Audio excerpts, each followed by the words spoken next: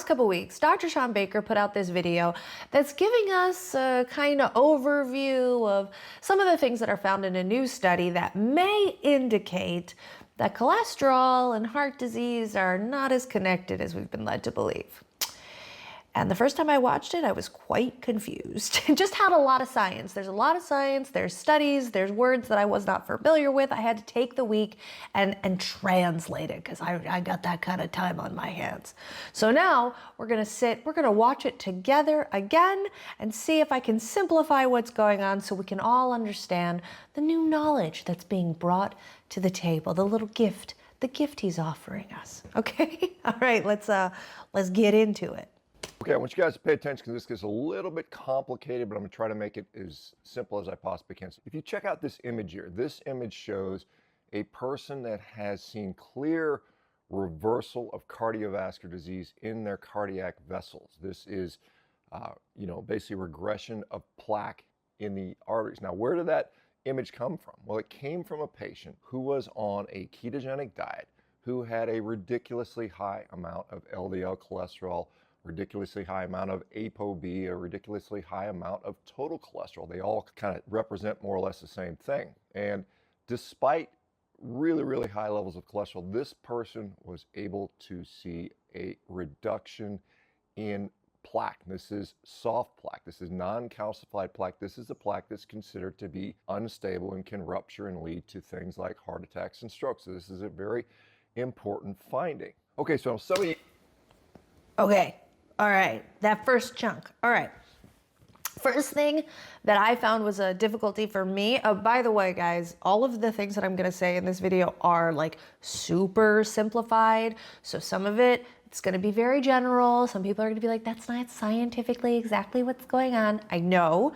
I'm just trying to make this like palatable. I'm trying to make it available. And sometimes I need to simplify things a lot. I'm not a doctor. I'm just a journalist. Okay. All right.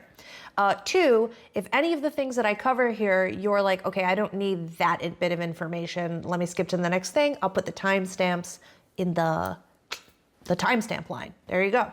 So first thing that was unclear to me because of my limited knowledge of heart disease and cardiovascular health is that I actually I was not very familiar with the two different types of plaque. I know that plaque causes heart attacks. I know plaque and heart disease are kind of, they're together. They're words that go together like, I was going to say peanut butter and jelly, but y'all are probably carnivores watching this. So steak and steak. But I didn't know the differences. And he's talking about soft plaque here. So I wanted to really quickly, if you don't know the difference between the plaques, I have that answer for you. So there's two kinds of plaques, all right? There's hard plaque and there's soft plaque. Hard plaque is calcified plaque. So they call calcified plaque hard plaque. They call non-calcified plaque soft plaque. And the difference here is hard plaque and soft plaque are both gunk that are collecting in your arteries. So, the stuff that goes through your arteries and then gets stuck along the edges, your arteries, your blood vessels, it's getting stuck along the edges. Hard plaque, calcified plaque, is going to get stuck and it's going to kind of cement itself, like become rock solid along the walls of your blood vessels, okay? And that's going to harden your blood vessels. And we want blood vessels to be like wavy, like Squidward. So we want them to be able to be like relaxed and flexible. When you have hard plaque, not only do your blood vessels harden so they can't move like they should, they also narrow. So it's like you have a street that you're driving down, a road that you're on, and it's a 3-lane road. Well, when you have hard plaque, calcified plaque, it's like you're narrowing down to a 2-lane road. So the blood vessels don't have as much space to move through and you're not getting as much oxygen in that blood vessel, okay? Soft plaque can still cause blockage, but what we're more afraid of, or what doctors, I'm not a doctor, what doctors are more afraid of is that if the soft plaque breaks, if the soft plaque ruptures, the body is going to want to heal that rupture. You get a cut, your body wants to heal it by creating a scab. Your body wants to heal the rupture from that soft plaque. Excuse me, I have a cold, but this was important. I had to film today. your body wants to heal that rupture, and it'll start putting, like, a blood clot will grow on that rupture. And what will happen is that the blood clot will close the artery. And that's where you're getting, I'm pretty sure that's where the severe heart attacks come from, is that blood clot really quickly closing that artery. So hard plaque is still dangerous. It's still closing the artery, but the soft plaque is volatile. You know, this picture right here is of somebody who, they were looking at their blood vessels. I don't know where, I think he mentions it's their cardiac. Reversal of cardiovascular disease in their cardiac vessels.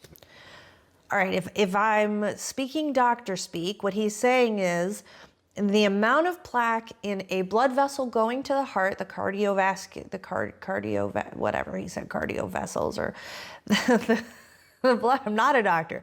The blood vessels going to the heart, they had, he said, reduction in cardiovascular disease. Think of it like a reduction in plaque. And so what we're seeing here is in 2022, there was this soft plaque showing up. And in 2023, that soft plaque had gone down. The big deal about this is that this person's cholesterol was through the roof. So this was taken during, and he's going to put it here, the KETO-CTA study. And he's going to bring up the KETO-CTA study. And the thing is they were testing, does LDL or ApoB, and just for the keep things short, think of ApoB and LDL as they go together, okay? They're just two things that'll tell you very similar data, okay? So people might say like, oh, I'll look at your cholesterol, but it's more important to look at your ApoB levels.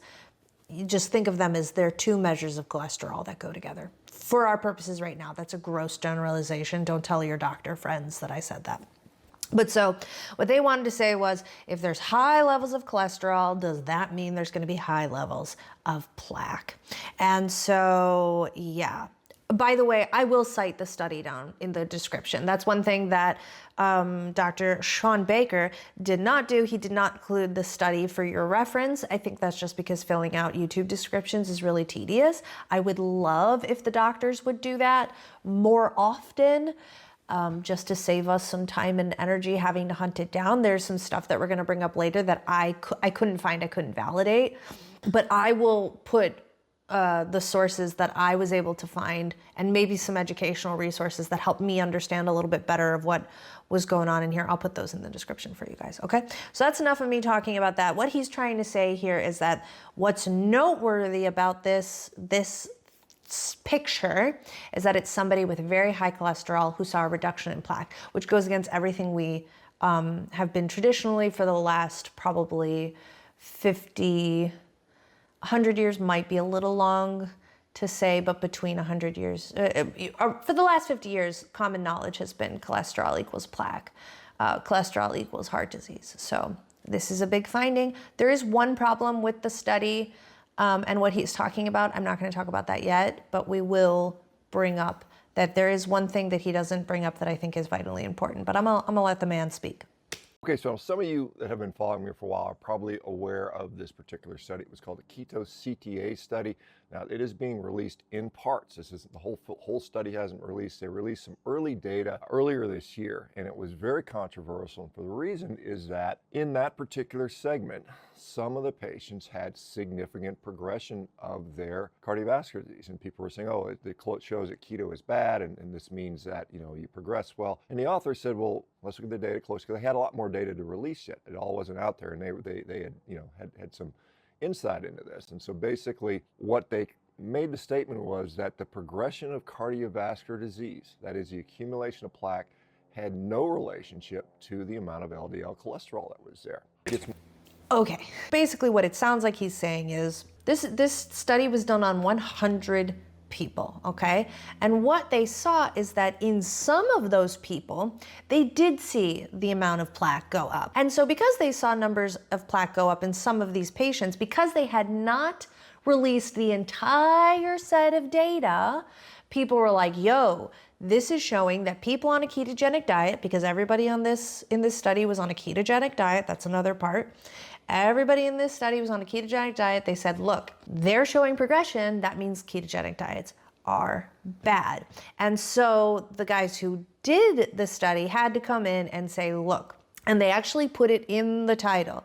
They say plaque equals plaque, not ApoB. What they were seeing is that some people progressed, some people regressed. And so for them, it wasn't about the cholesterol levels. If your cholesterol levels were high, what they actually saw, and I don't think he's going to say this specifically, what they actually saw was that if you had high plaque in 2022, you were probably going to have plaque in 2023. If you had low plaque in 2022, you were probably going to have low plaque in 2023. That's the impression I get. I did not read the whole study, to be completely honest.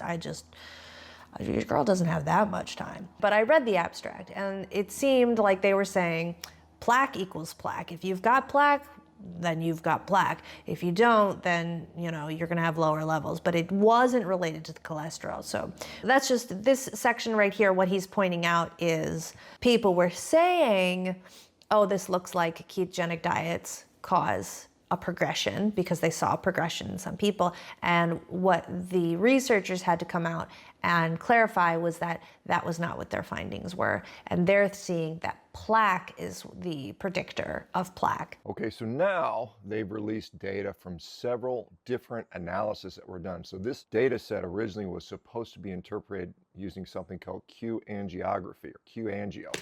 We have to stop right here. There is an error on the screen. And I don't want any of you going to the local barbecue and being like, well, they used Q-Angiography on this. And then you're like, one super smart relative is like, that's not a real thing. He's right. She's right. They're right. They're right. It's not a real thing.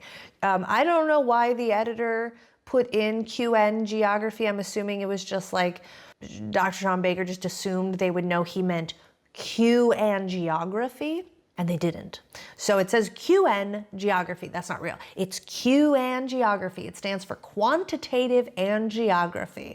And so we're going to have a brief lesson on quantitative angiography as I have collected an understanding of it. Again, not a doctor.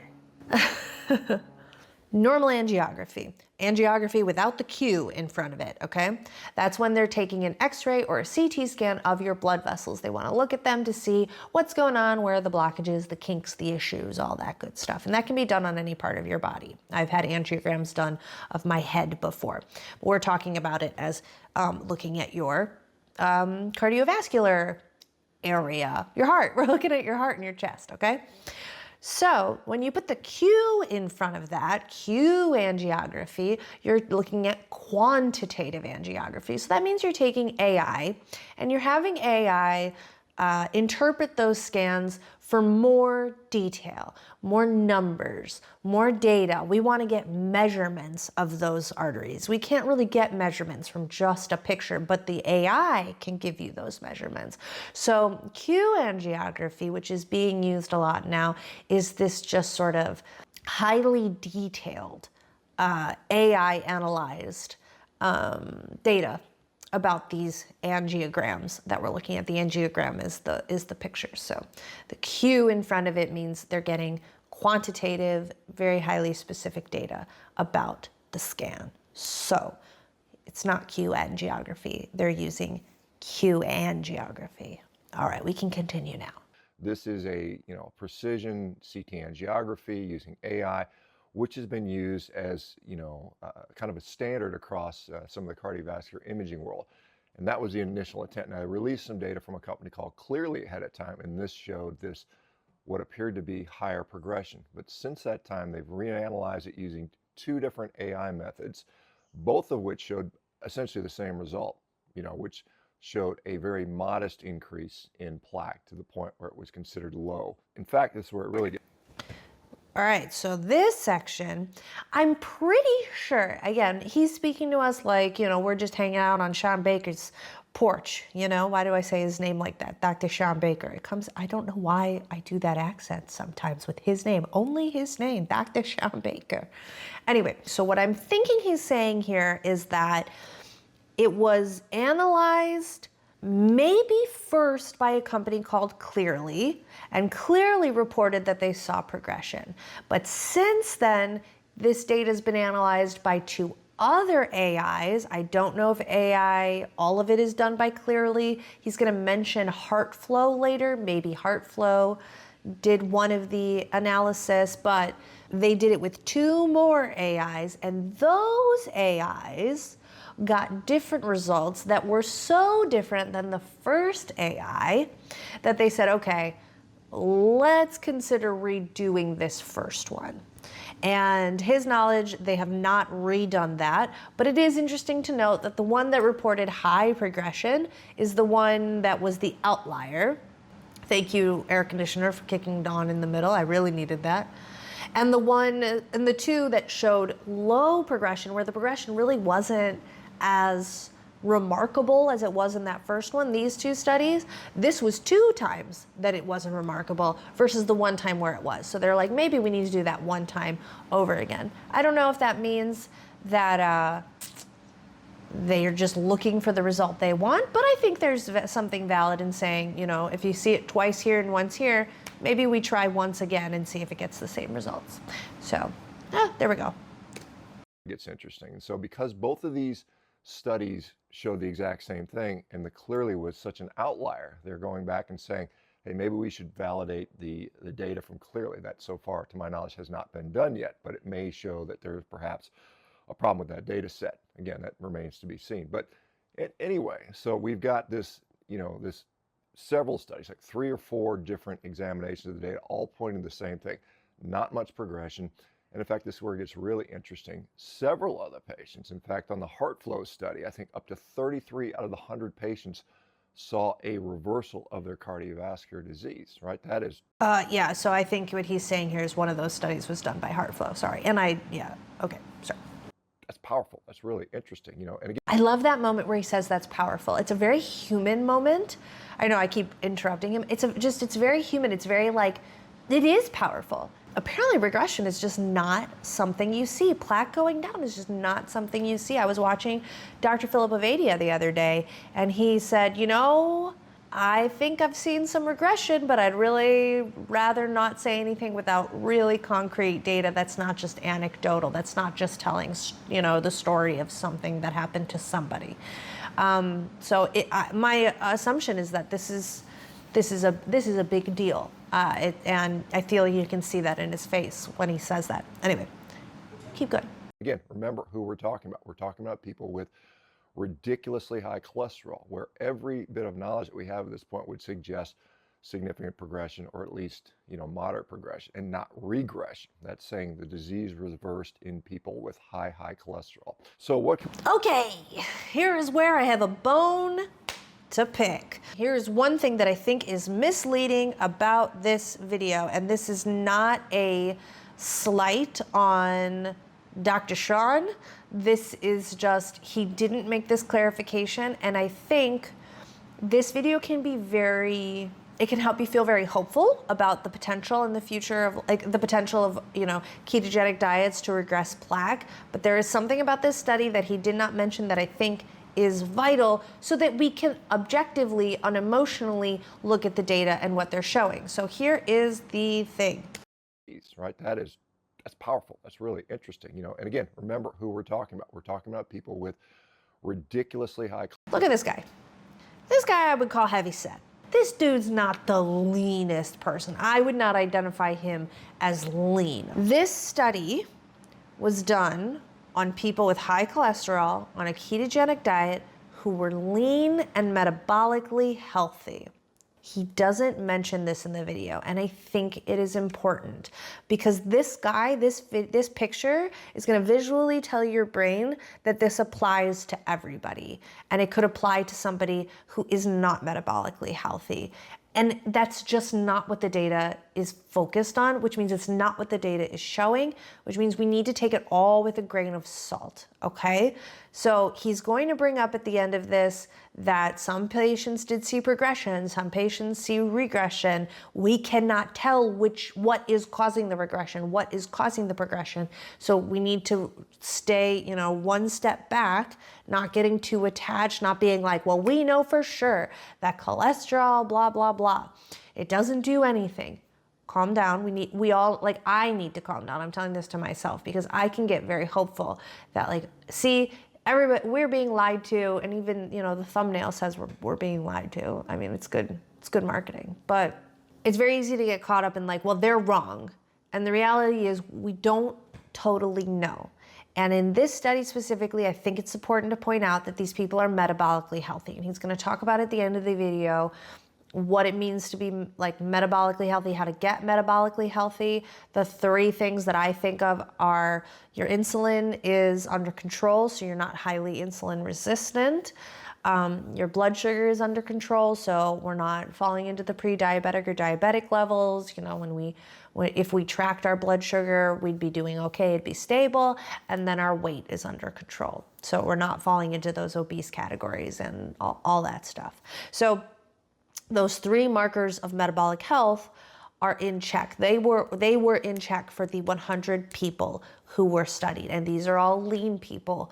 I want to make sure, because that is not brought up, that that factor is incorporated for anybody watching. Yeah, this is really cool data, but it may not apply to everyone. We can't make blanket statements yet. This is just a piece of information to add into our toolkit. When I talk to people about this kind of stuff, because I can get very excited about it, I will preface I'll introduce my excited talk with, we've seen some studies and it's very interesting. You know, I'll throw in a little bit of just, this is really cool, we'll see what happens. I love saying, we'll see what happens. It also gives them an opportunity to be like, well, I think it's silly. And I can be like, yep, well, we'll see what happens, you know? We've got some cool data. Love to sit in the position of like, I'm very excited about this. You think it's stupid? Well, I guess we'll see, you know? I'm not gonna be dogmatic about it, and hopefully it'll lead other people not to be as dogmatic, because man, I could preach the gospel of carnivore sometimes, and I have to calm down and remember this is all still very new. And you know, gospel of low carb goes into that. So let's finish it up real quick. Dr. Baker. In people with high cholesterol. So what can we take away from this? First of all, the thing I would like to say is I don't think you can just blindly say I'm on a ketogenic diet, my cholesterol is high, I can just ignore it. You know, I've never said that. I won't say that. I think it means you need to get more information, perhaps some imaging, and perhaps as... Just so much mad respect for that he's like, I don't think you should do that, because I think it's very easy. I got that impression when I started my first year of carnivore. I was like, oh, okay, cholesterol doesn't matter at all, because that's the impression I got from all the social media stuff. And I appreciate that he's able to say, like, to his followers, his, you know, followers sounds gross, like it's like a cult, but like his subscribers, I'm glad that he's able to say, hey, reminder, I'm not saying that. We do want to use it as a marker. It just might not be as scary as we've been led to believe over the last 50 years. As this data continues to evolve, we'll be able to better predict who is likely to regress or not progress versus those people that might progress, because some of those patients still did progress, you know, very similar to a kind of a random sample of patients out there. So it's kind of an interesting time. When I think about quality of life and improving, I think there's a number of things we need to look at that I would look at probably before messing with LDL cholesterol. So if I were to... So I'm actually not going to stay in this section because you guys have spent enough time with me as it is. I would totally recommend going over to his video, spending some time. It's not a long video. It's like, what is it, 8 minutes? You've been here longer with me than you would be with him. At the end of this video, he's going to talk about belly fat. He's going to talk about things that you can do to just, you know, get the blood sugar under control, get the weight under control, and the insulin. Insulin is big. He's going to bring up a study that I did look into. I'll link it just so you can have that for reference. It's a study that was done over a long period of time. I think it's 2 decades, but it was done over women who were health practitioners, and it showed that their conclusions were that that diabetes and insulin resistance were a much higher predictor than cholesterol. So that's very interesting, and he's just going to talk about things like good lifestyle choices to reduce your chances of diabetes and insulin resistance and ultimately cardiovascular disease. So that is my shtick. That's my video. Thank you so much for hanging out with me all this time. If you see a video that you want looked at, translated, you're like, I don't know what's going on here and I don't have time to look it up, send it to me. You know, you can tag me in the comments of that video. You can leave it in the comments of one of my videos, whatever. And yeah, I'll tell YouTube to give you guys something nice to watch next. And that's it for me today. I hope you all have a good day. If you don't have a good day, I hope it's a good enough day. And I will see you around. Adios.